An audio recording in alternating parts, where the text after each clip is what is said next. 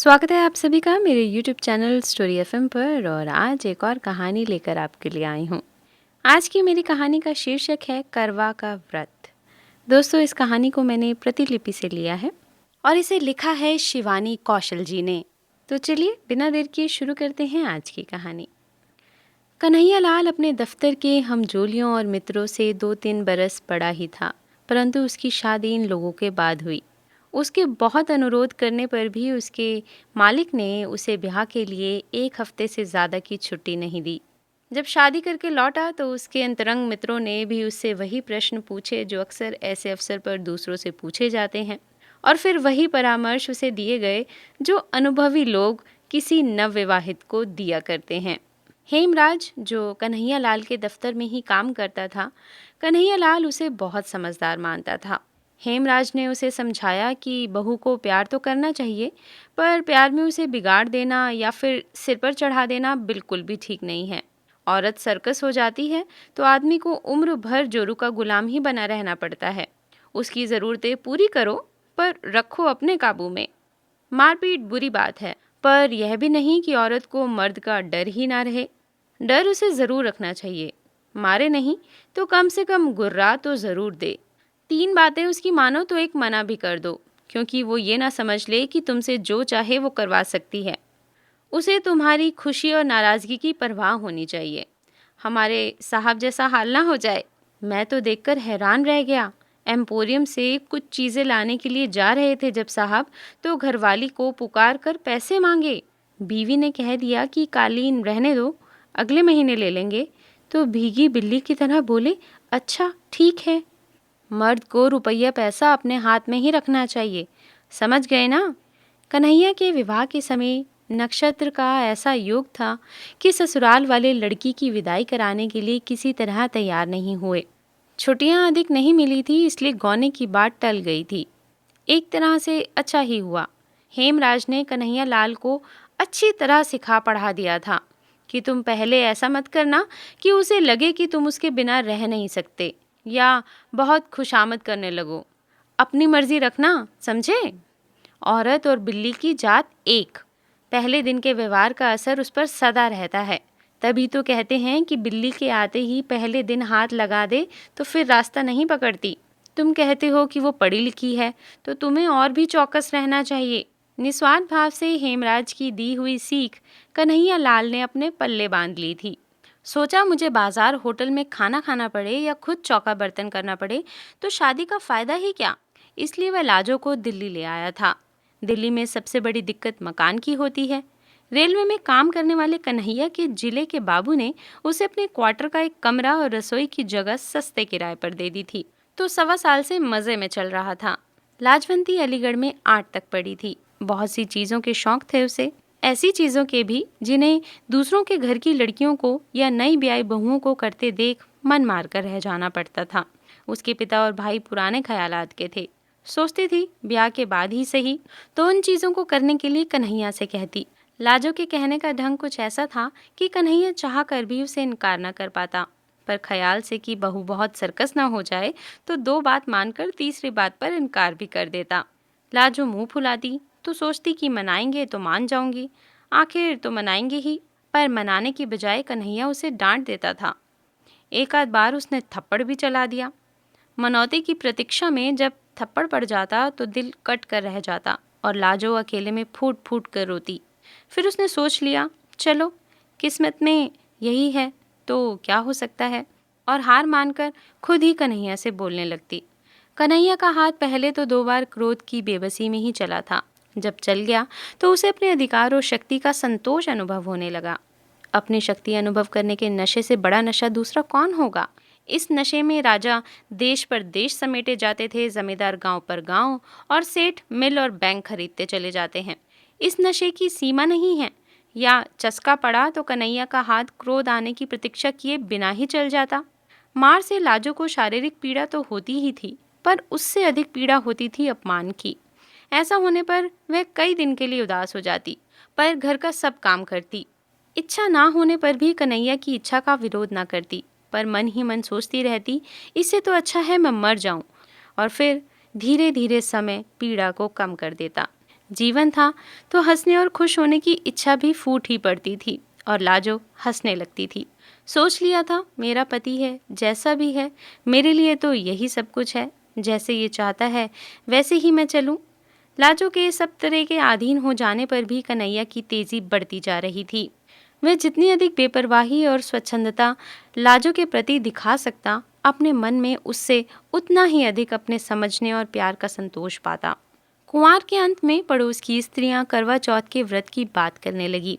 एक दूसरे से बता रही थी कि उनके मायके से करवे में क्या आया है। पहले बरस लाजो का भाई आकर करवा दे गया था। इस बरस भी वह प्रतीक्षा में थी। जिनके मायके शहर से दूर थे, उनके यहाँ मायके से रुपए आ गए थे। कन्हैया अपनी चिट्ठी पत्री दफ्तर के पते पर ही मंगाता था। दफ्तर से आकर उसने बताया कि तुम्हारे भाई ने करवा के 2 रुपए भेजे हैं।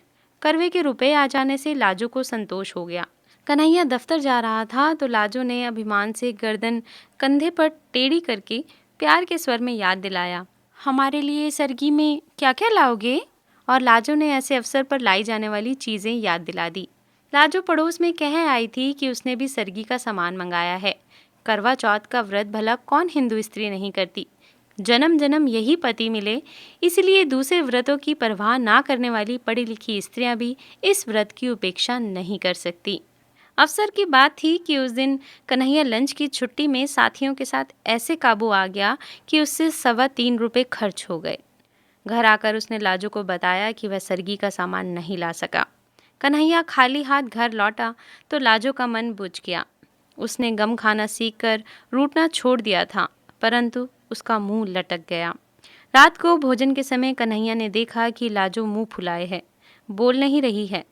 तो अपनी भूल कबूल कर उसे मनाने या कोई और प्रबंध करने का आश्वासन देने की बजाय उसने लाजो को डांट दिया। लाजो का मन और भी बिन गया। कुछ ऐसा ख्याल आने लगा कि इन्हीं के लिए तो व्रत कर रही हूँ और ये ऐसी रुखाई दिखा रहे हैं। व्रत कर रही हूँ कि अगले जन्म में भी इन्हीं से ब्याह हो, और इन्हें मैं सुहा ही नहीं रही हूँ। अपनी उपेक्षा और निरादर से भी रोना आ गया। कुछ खाते ना बना तो ऐसे ही सो गई। तड़के पड़ोस में रोज की अपेक्षा जल्दी ही बर्तन भांडे खड़कने की आवाज़ आने लगी। लाजो को याद आने लगा कि पड़ोस की शांति बता रही थी कि उसके बाबू सरगी के लिए फेनियाँ लाए हैं, और तार वाले बाबू की घरवाली ने बताया कि खोए की मिठाई लाए हैं। लाजो ने सोचा, उन मर्दों को ख्याल है ना कि हमारी बहू हमारे लिए व्रत कर रही है, पर इन्हें मेरा ज़रा भी ख्याल नहीं। लाजो का मन इतना खिन्न हो गया कि सरगी में उसने कुछ भी नहीं खाया। ना खाने पर भी पति के नाम का व्रत कैसे ना रखती। सुबह सुबह पड़ोस की स्त्रियों के साथ उसने भी करवे का व्रत करने वाली राजा की प्रेयसी दासी की कथा सुनने और व्रत के दूसरे उपचार निभाए। खाना बनाकर कन्हैया लाल को दफ्तर जाने के समय खिला दिया। कन्हैया लाल ने दफ्तर जाते समय देखा कि लाजो मुंह फुलाए हुए है। उसने फिर डांटा, मालूम होता है 2-4 खाए बिना तुम सीधी नहीं होगी। लाजो को एकदम फिर रोना आ गया। कन्हैया दफ्तर चला गया तो अकेली बैठी बहुत देर तक रोती रही। क्या जुल्म है, इन्हीं के लिए व्रत कर रही हूँ और इन्हें ही गुस्सा आ रहा है। जन्म जन्म यही मिले इसलिए मैं भूखी मर रही हूँ। बड़ा सुख मिल रहा है ना, अगले जन्म में और बड़ा सुख देंगे। यही जन्म निभाना मुश्किल हो रहा है।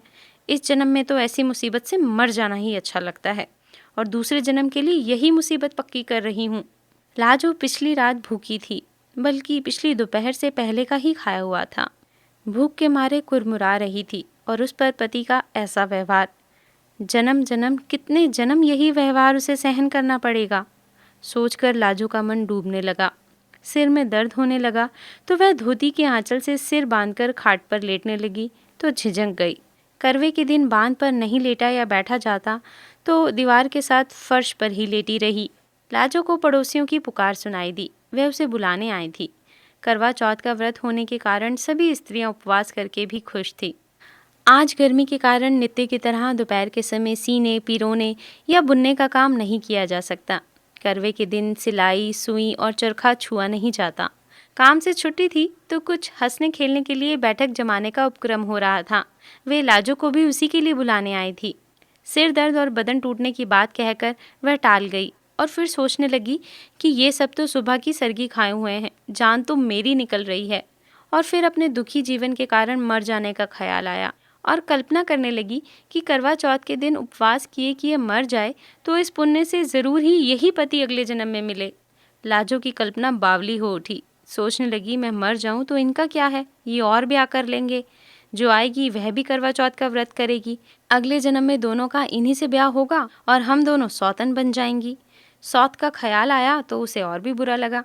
फिर अपने आप समाधान हो गया, नहीं नहीं, पहले मुझसे ब्याह होगा, मैं मर जाऊंगी तो दूसरी से होगा ना। अपने उपवास के इतने भयंकर परिणाम से उसका मन अधीर हो उठा। भूख अलग व्याकुल किए हुए थी। उसने सोचा, क्या मैं अपना अगला जन्म भी बर्बाद करूं।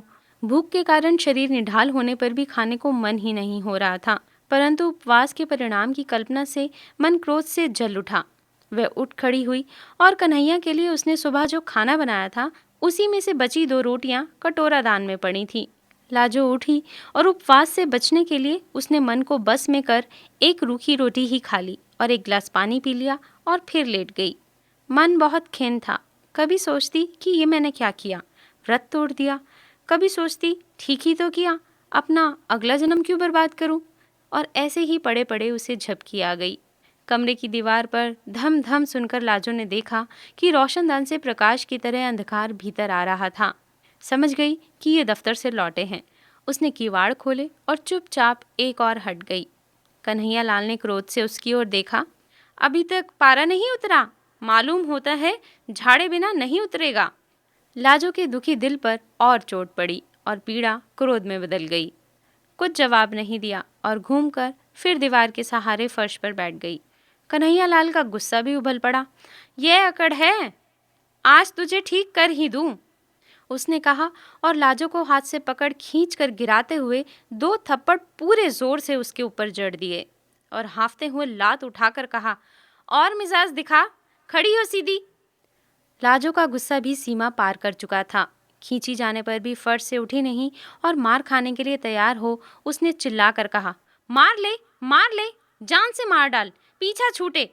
आज ही तो मारेगा, मैंने कौन व्रत रखा है तेरे लिए जो जन्म जन्म मार खाऊंगी। मार डाल। कन्हैया लाल का लात मारने के लिए उठा पांव आधे में ही रुक गया। लाजो का हाथ उसके हाथ से छूट गया। वह स्तब्ध रह गया। मुंह में आई गाली भी मुंह में ही रह गई। ऐसे जान पड़ा कि अंधेरे में कुत्ते के धोखे जिस जानवर को मार बैठा था उसकी गुर्राहट से जाना कि वह शेर था, या लाजो को डांट और मार सकने का अधिकार एक भ्रम ही था। कुछ क्षण वह हांफता हुआ खड़ा सोचता रहा और फिर खाट पर बैठकर चिंता में डूब गया। लाजो फर्श पर पड़ी रो रही थी। कुछ और देखने का साहस कन्हैया लाल को ना हो रहा था। वह उठा और बाहर चला गया। लाजो फर्श पर पड़ी फूट फूट कर रोती रही। जब घंटे भर रो चुकी तो उठी। चूल्हा जलाकर कम से कम कन्हैया के लिए खाना तो बनाना ही था। बड़े ही बेमन से उसने खाना बनाया। खाना बना चुकी तब भी कन्हैया लाल लौटा नहीं था। यही सोच रही थी कि क्या मुसीबत है ये जिंदगी, यही झेलना था तो पैदा ही क्यों हुई। मैंने किया ही क्या जो मारने लगे। किवाड़ों के खुलने का शब्द सुनाई दिया। सो उठी और अपने आंसुओं से भीगे चेहरे को आंचल से पोंछने लगी। कन्हैया ने आते ही एक नज़र उसकी ओर डाली। पुकारे बिना ही वह दीवार के साथ बिछी चटाई पर चुपचाप बैठ गया। कन्हैया लाल का ऐसे चुप बैठ जाना नई बात थी, पर लाजो गुस्से में कुछ न बोली और रसोई में चली गई। आसन बिछाया, थाली कटोरी में खाना परोस दिया और लोटे में पानी लेकर हाथ धुलाने के लिए खड़ी थी। जब 5 मिनट हो गए और कन्हैया लाल नहीं आया तो उसे पुकारना ही पड़ा। खाना परोस दिया है।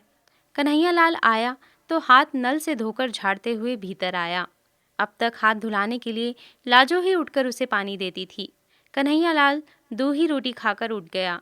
लाजो और देने लगी तो उसने कह दिया, बस हो गया, और नहीं चाहिए। कन्हैया लाल खाकर उठा तो रोज की तरह हाथ धुलाने के लिए ना कहकर नल की ओर चला गया। लाजो मन मारकर खुद खाना खाने बैठी तो देखा कि कद्दू की तरकारी बिल्कुल कड़वी हो रही थी। मन की अवस्था ठीक ना होने से हल्दी और नमक 2 बार पड़ गया था शायद। बड़ी लज्जा अनुभव हुई। हाय, इन्होंने तो कुछ भी नहीं कहा, यह तो जरा कम ज्यादा होने पर ही डांट देते थे। लाजो से दुख में खाना खाया नहीं गया। यूं ही कुल्लाकर हाथ धोकर इधर आई कि बिस्तर ठीक कर दे, चौका फिर समेट लेगी। देखा तो कन्हैया लाल स्वयं ही बिस्तर झाड़कर बिछा रहा था। लाजो जिस दिन से इस घर में आई थी ऐसा कभी नहीं हुआ था। लाजो ने शर्मा कर कहा, मैं आ ही रही थी, रहने दो, मैं कर देती हूँ। और पति के हाथ से दरी चादर पकड़ ली। लाजो बिस्तर ठीक करने लगी तो कन्हैया लाल दूसरी ओर से मदद कर रहा था। फिर लाजो से कहने लगा, तुमने कुछ खाया नहीं? कद्दू में नमक थोड़ा ज़्यादा हो गया है। सुबह और पिछली रात भी तुमने कुछ नहीं खाया था। ठहरो, मैं तुम्हारे लिए दूध ले आऊं। लाजो के प्रति इतनी चिंता कन्हैया लाल ने कभी नहीं दिखाई थी, ज़रूरत भी नहीं समझी थी। लाजो को तो उसने अपनी चीज़ समझा था। आज वह ऐसे बातें कर रहा था जैसे लाजो भी इंसान हो, उसका भी ख्याल किया जाना चाहिए। लाजो को तो शर्म आ रही थी, पर अच्छा भी लग रहा था। उसी रात से कन्हैया लाल के व्यवहार में एक नरमी सी आ गई। कड़वे बोल की तो बात ही क्या, बल्कि एक झिझक सी हर बात में, जैसे लाजो के किसी बात का बुरा मान जाने की या नाराज होने की शंका हो। कोई काम अधूरा देखता तो स्वयं ही उसे पूरा करने लगता। एक दिन लाजो को मलेरिया बुखार आ गया तो उसने उसे चौके के समीप ही नहीं जाने दिया। बर्तन भी खुद साफ कर लिए। कई दिन तो लाजो को बड़ी उलझन और शर्म महसूस हुई, पर फिर पति पर और अधिक प्यार आने लगा। जहाँ तक बन पड़ता वह घर का काम उसे नहीं करने देती। प्यार से उसे डांट देती और कहती, यह काम करते हुए मर्द अच्छे नहीं लगते। अब उन लोगों का जीवन कुछ दूसरी ही तरह का हो गया। लाजो खाना खाने के लिए पुकारती तो कन्हैया जिद करता कि तुम पहले बना लो, फिर एक साथ बैठकर खाएंगे। कन्हैया पहले कोई पत्रिका या पुस्तक लाता तो अकेले ही मन पढ़ा करता था, पर अब लाजो को सुनाकर पढ़ता या खुद सुन लेता। यह भी पूछ लेता, तुम्हें नींद तो नहीं आ रही? साल बीतते मालूम ना हुआ कि करवा चौथ का व्रत फिर से आ गया। जाने क्यों लाजो के भाई का मनी ऑर्डर इस बार पहुंचा ही नहीं। करवा चौथ से पहले कन्हैया लाल दफ्तर जा रहा था तो लाजो ने कहा, शायद भैया इस बार करवा भेजना भूल गए। कन्हैया लाल ने सांत्वना के स्वर में कहा, तो क्या हुआ, उन्होंने ज़रूर भेजा होगा। डाक खाने वालों का हाल ही आजकल बुरा है, शायद आज आ जाए या और 2 दिन बाद आए। डाक खाने वाले आजकल मनी ऑर्डर में 15-15 दिन लगा देते हैं। तुम व्रत के झगड़े में मत पड़ना, तबीयत खराब हो जाती है। यूँ कुछ मांगना ही है तो बता दो, लेते आएंगे। पर इन व्रत उपवास से होता क्या है? सब ढकोसला है। इस पर लाजो एकदम बिगड़ी। वाह, ऐसा कैसे हो सकता है? हम तो ज़रूर रखेंगे व्रत। भैया ने करवा नहीं भेजा तो ना सही, बात तो व्रत की है, करवे की थोड़ी ही। लाजो ने बेपरवाही से कहा। संध्या समय कन्हैयालाल आया तो रुमाल में बंधी छोटी गांठ लाजो को थमाकर बोला, लो, मैं तुम्हारे लिए फैनी लाया हूँ, पर व्रत के झगड़े में मत पड़ना। लाजो ने मुस्कुराकर रुमाल लेकर अलमारी में रख लिया। अगले दिन लाजो ने समय पर खाना तैयार कर कन्हैया को रसोई में पुकारा, आओ, खाना परोस दिया है। कन्हैया ने जाकर देखा, खाना एक ही आदमी के लिए परोसा था। और तुम? उसने लाजो की ओर देखकर कहा। अरे नहीं नहीं, मेरा तो व्रत है, मैंने सुबह ही सरगी खा ली थी जब तुम सो रहे थे। लाजो ने मुस्कुराकर प्यार से बताया। यह बात तो हमारा भी व्रत रहा, आसन से उठते हुए कन्हैयालाल ने कहा। लाजो ने पति का हाथ पकड़कर रोकते हुए समझाया, क्या पागल हो, कहीं मर्द भी करवा चौथ का व्रत रखते हैं? तुमने सरगी कहाँ खाई? नहीं नहीं, यह कैसे हो सकता है? कन्हैया नहीं माना।